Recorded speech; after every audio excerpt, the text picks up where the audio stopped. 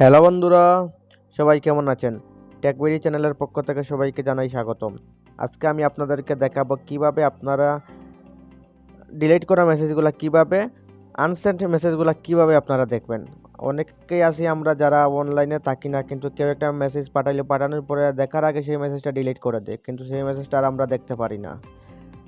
তো আজ আমি আপনাদেরকে দেখাবো কিভাবে আপনারা ডিলিট করা মেসেজগুলোও দেখতে পারবেন। কেউ যদি আপনাকে মেসেজ পাঠিয়ে ডিলিট করে দেয়, সেইগুলো আপনারা কিভাবে দেখবেন তা আজকে আমি এই ভিডিওর মাধ্যমে দেখাবো। তাহলে চলুন ভিডিওটা শুরু করা যাক।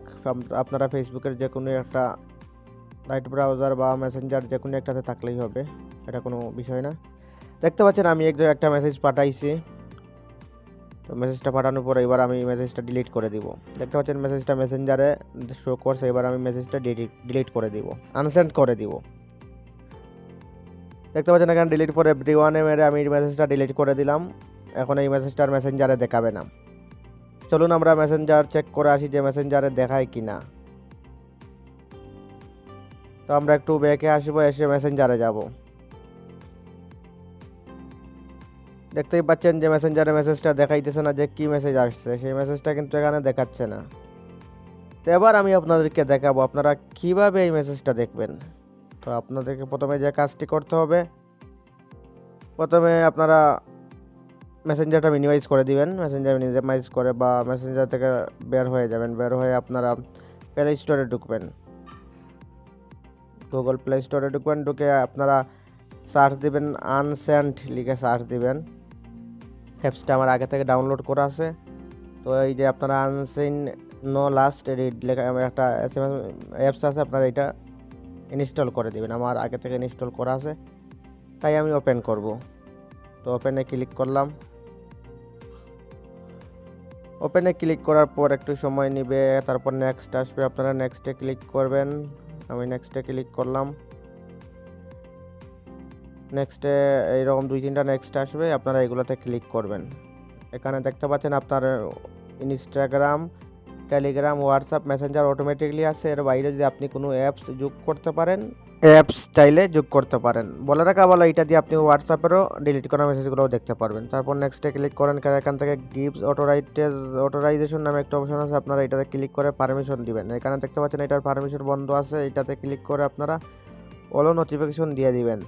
এইখানে একটু সময় নেবে। এটা আমার ফোনের সিস্টেম, আপনাদের ফোনে এই নোটিফিকেশনটা আসবে না। এটা আমার ফোনে আগে থেকে সেটিং করে এর জন্য আসছে।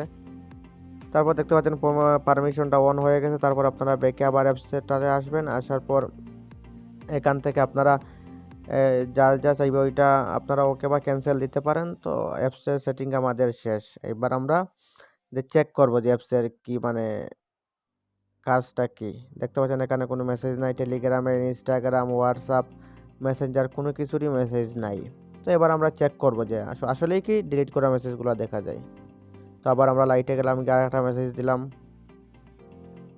মেসেজটা দেওয়ার পর এখন থেকে মেসেজটা আমি আবার ডিলিট করে দিলাম। দেখতে পাচ্ছেন উপরে মেসেঞ্জারে আসছে মেসেজটা। তো এখান থেকে আমি মেসেজটা ডিলিট করে দিলাম আগের মতোই। ডিলিটে গিয়ে ডিলিট এভরিওয়ান করে দিলাম। এবার আমরা আবার মেসেঞ্জারে যাব, গিয়ে দেখবো যে মেসেজটা কি শো করতেছে কি না, ডিলিট করা মেসেজটা, আনসেন্ড করা মেসেজটা।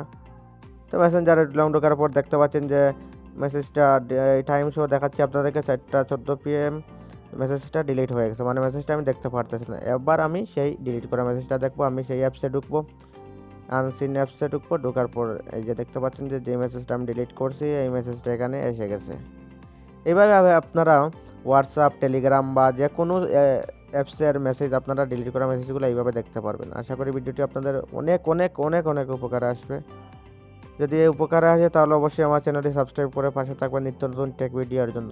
আবারও স্বাগতম টেক বাংলা ভিডিওর সাথে থাকার জন্য।